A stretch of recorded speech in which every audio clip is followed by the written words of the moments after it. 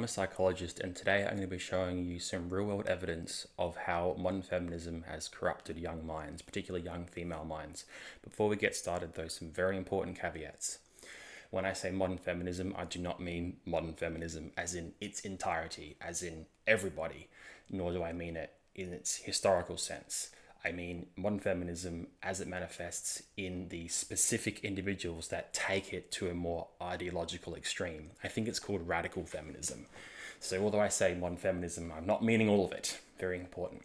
Second reason, making this video because it's important to raise awareness on this topic, because the male equivalent, the manosphere, or I think red pill, or the sort of Andrew Tate stuff gets a lot of media attention, but the equivalent for females doesn't. And the equivalent for females is quite concerning, as you will see as I go through this paper very quickly. The sort of the equivalence for the female dating strategy and how it can manifest quite extreme to be ultimately the equivalent to the male version. So it's mainly to raise awareness. So let's get into it. I've got two papers here, but I don't think I'll have time. I think we're just going to go through this one because it'll take a little while. So this one's called The Reactionary Turn in Popular Feminism. I think it was published in 2024, so pretty recent. So I've highlighted the key ideas so that we can sort of get through it quickly. So this paper analyzes three seemingly distinct, diverse iterations of reactionary feminism, feminist turns, titled the Femisphere, which are female-centric communities which mirror those of the manosphere, and specifically focusing on one called the female dating strategy, which is found on Reddit. I don't know if it's still around, I should check. And it's kind of referred to as the Andrew Tate for girls, right? So let's scroll right down to where it sort of starts talking about the female dating strategy. So the female dating strategy. So in February 2019, a new subreddit forum appeared entitled Female Dating Strategy. The rules, or the about section said that we are a collective of women from all walks of life committed to developing, creating, and implementing strategies to take control of our lives and narratives and live a life of true empowerment. So, sounds pretty good so far, I would say. According to its founders, FDS was formed explicitly in reaction to the prevalence of misogynistic red pill communities on Reddit, and indeed against the anti-feminist manosphere more broadly. An FDS spokesperson told Vice magazine in 2019, the manosphere has an army of men dedicated to creating new ways to exploit and women. Some of these keywords I'm not going to say because I don't want YouTube to flag this video. So I'm going to have to be careful with which words I say. So we bring attention to women of various ways. We bring to the attention of women the various ways men are exploiting us actively and passively so we can avoid it. I think it sounds pretty solid so far. This is a reasonable thing to help sort of, gender equality and empowerment and all that sort of stuff. So the subreddit grew quite quickly in popularity with about 260,000 members at the time of writing. FDS's media presence has expanded to platforms such as Twitter, Instagram, Facebook, TikTok, Patreon, Discord, and the podcast. So they have a podcast too. So it expanded pretty quickly. In many ways, FDS can be seen as filling a genuine need in helping heterosexual women to navigate the world of dating, one that is widely understood to be disappointing, unpleasant, or even dangerous due to dating apps, algorithmically entrenched sort of racism, and the normalization of pickup artist techniques such as negging and gaslighting. So far, I think so good to help women help each other out and whatnot. But of course, it progressed and it got worse, quite concerningly worse actually. So this term called feminist realism started to come about, and it was found in this thing called the FDS Handbook. So the female dating strategy subreddit must have created this thing called the Handbook, right?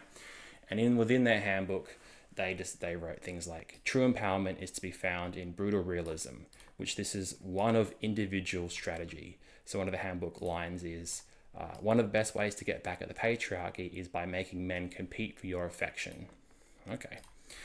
In the podcast, so now we'll skip over to the podcast. So the FDS podcast sets out their explicit self-identification as feminist. Okay, so this is important. This means that I can kind of link it back to the topic of this video, that there is some links to feminism as per the creators state, claiming that we are the most distilled, pure form of feminism because we cut all the other, can't say this word, okay, we are just about the ruthless advancement of women. This is in 2022. So it's in 3 years, changed. Through COVID, it got changed. So in 2022, one of the moderators wrote an essay elaborating the approach underpinning FDS as feminist realism. So in the essay, one of the key lines I thought was interesting was that female dating strategy is a feminist movement in its own right. Just to really confirm that they link it back to feminism. And it progresses, and it gets worse and worse and worse, unfortunately, for the people. So this thing called taking the pill, becoming invulnerable came about. So FDS positions themselves as uniquely able to help women by offering truths. They're apparently too unpalatable and politically incorrect for liberal feminism. Their stated methodology is simple. Maximum female benefit. We seek to locate and define current cultural problems in dating and relationships and create concrete, actionable strategies to maximize our happiness and health while minimizing overall risk. But we believe the collective mindset is stronger than the individual. We center our methods in brutal realism about men and our current cultural climate, not aspirational but often impractical ideology. This term called the pink pill came about, which is like I think an equivalent to the red pill for men, which is referred to as waking up, but it's for women. So for FDS, only a minority of men are high value. Men who don't know how to be a man, how to take care of you in all ways. Men who know how to be a man and take care of you in all ways. Other men are variously categorized as low value, zero value, or even negative value. Categorizing men, they are also routinely referred to as scrotes. Scrotes, whatever. Red pill philosophy is fixated on ideas of evolutionary psychology, e.g. women's hardwiring and hypergamous, and having an evolutionary preference for alpha men in their mate-seeking behaviors. The Femisphere similarly seeks to understand the hardwired nature of men. FDS claims that the majority of men are driven, low effort, and entitled. This ideological adherence to evolutionary theory and based essentialism lends itself to, I'm probably not going to say this word either because the video might get flagged. So Vice magazine notes in 2019 that the FDS subreddit specifies that only biological females are allowed to post and says that if you got an XY, don't reply. So maybe it kind of did start out in 2019 as a bit extreme, but it's since progressed by the looks of it. So in order to level up, women must accept the hardwired nature of gender inequality. I don't think that's true, but all right. As noted on the FDS podcast, let's be real. Equality between it doesn't exist. In this knowledge, women must adopt a ruthlessly strategic approach, becoming invulnerable to the self-weakening effects of romantic feeling. In the FDS Handbook, it's an entry entitled Detaching from the Boy, You Sleep with Overriding Oxytocin.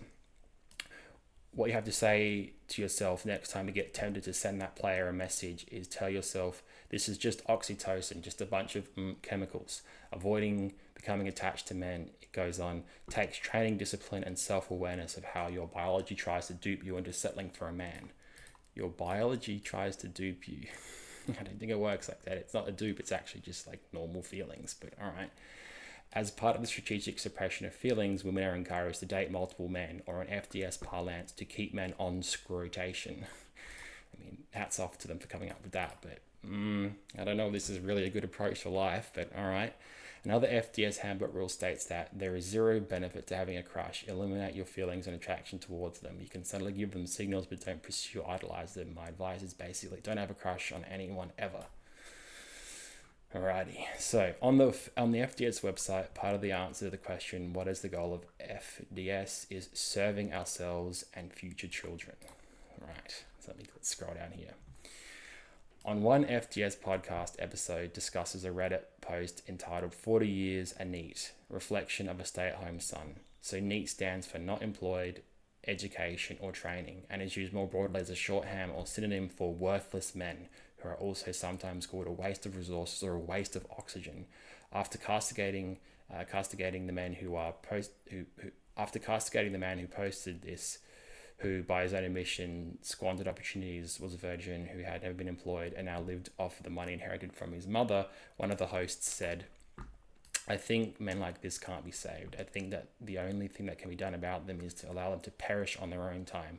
Obviously, we shouldn't slaughter people for being like this, but like they're going to just not reproduce like this. They're going to just not reproduce because again, they don't have the drive to find a wife. They're not going to have kids, and I think it's just better if their bloodlines die out, honestly, and that's probably the best thing for the society. The only men who deserve to have families and kids are the men who are going to model ambition, drive, and healthy relationship dynamics. This is quite extreme, isn't it? I think at least.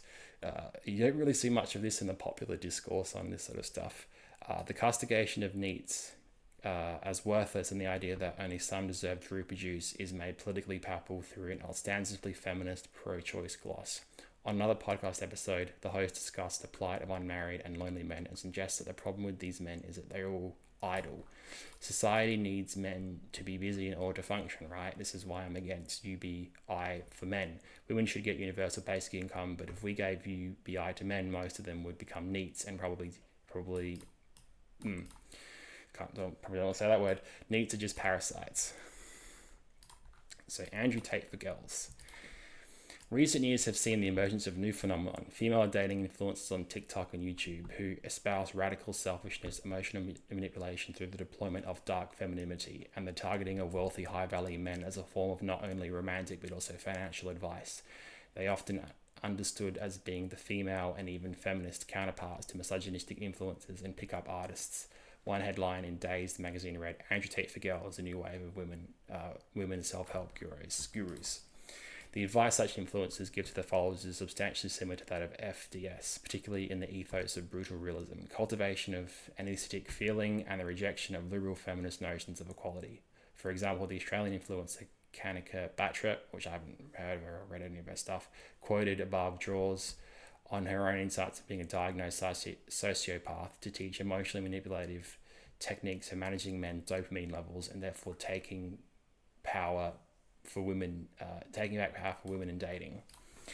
Perhaps the most prominent of such influencers, the wizard Liz, who at the time of writing has almost 5 million subscribers on YouTube and 1.6 billion views on TikTok. She has created highly popular advice videos such as how to receive princess treatment, how to create your own dream reality, take your power and energy back, and how to stop being lazy and pathetic. Her videos are typically filmed in expensive looking but minimalistic rooms with her speaking directly to the camera, often as she appears to be getting ready for bed and getting ready to go out, or wearing a face mask, producing a sense of intimacy even as she advocates a sensibility of invulnerability.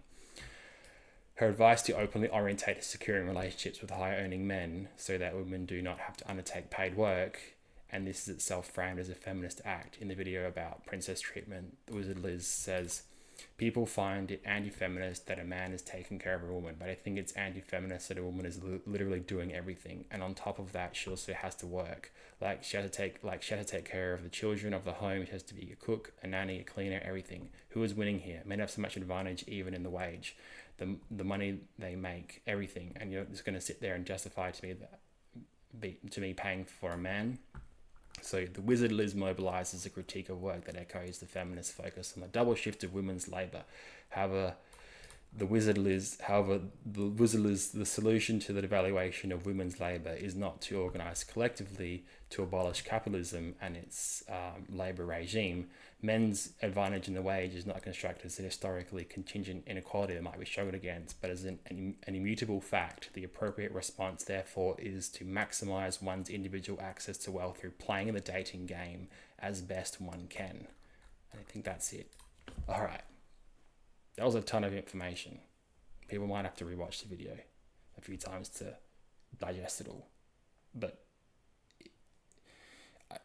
the conclusion is this. If you didn't know that this was happening on the internet, or maybe you did, but you didn't know the extremities, I think it's very important that this is brought to the light for people to see that, not saying modern feminism, but within feminism, there's these ideological extremes that don't get enough or as the equivalent attention as this sort of red pill manosphere, Andrew Tate stuff.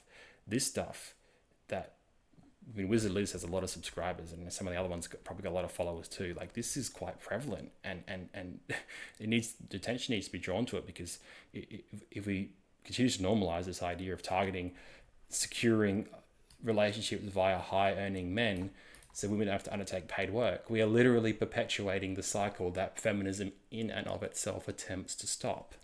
Isn't feminism about equality and equal rights and all that sort of stuff? And these sort of people are literally, they're the paradox. They are creating a world in which they are doing the exact thing that true feminism, I think, tries to eliminate.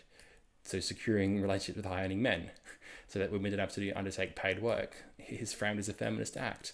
It's literally like the logic is funneling in on of itself and destroying itself.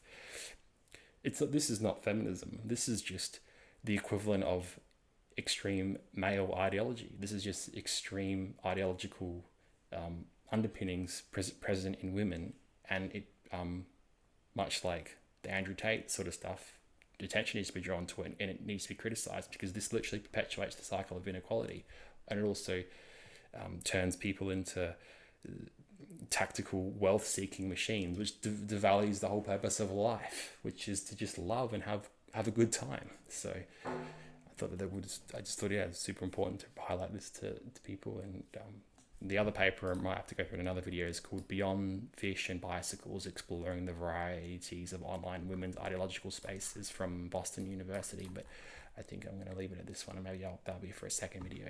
So yeah, hopefully y'all found this interesting, and yeah, pretty wild what's out there on the net. I had no idea this was taking place. It's only when I started to do a bit of Googling I discovered, wow, there is an equivalent, the pink pill, to the red pill, and it's just as concerning.